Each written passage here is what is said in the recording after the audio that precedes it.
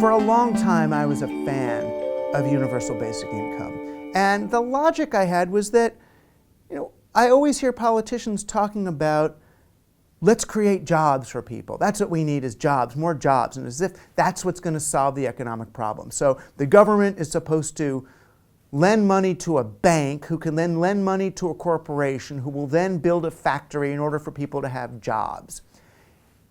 Do we really need more jobs?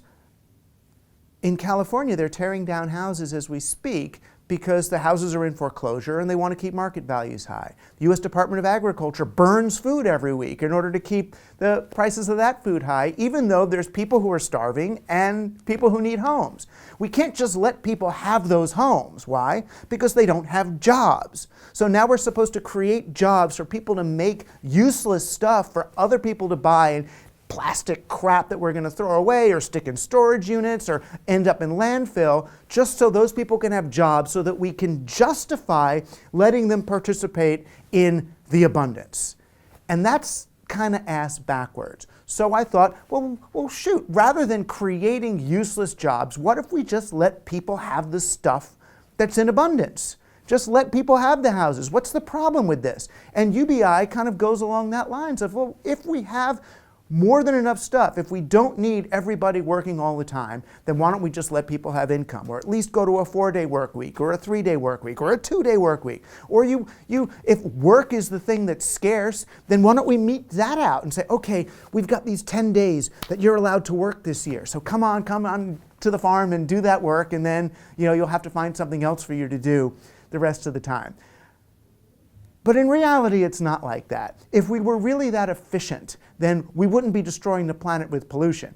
What we've done is found ways of making stuff and doing things that require very little labor, but externalize a host of other problems to a whole lot of other places. So, we could 3D print or something, but the 3D print, where do you get the plastic goop for your 3D printer? What mine in Africa is it coming out of, and what topsoil is it destroying? When we're going to run out of topsoil in 60 years, it means that we're not actually using the appropriate labor-intensive permaculture solutions in agriculture and all that. So first off, that whole idea that we're moving towards lower employment is a myth. We've faked lower employment through extremely extractive, exploitative, polluting, and unsustainable business practices.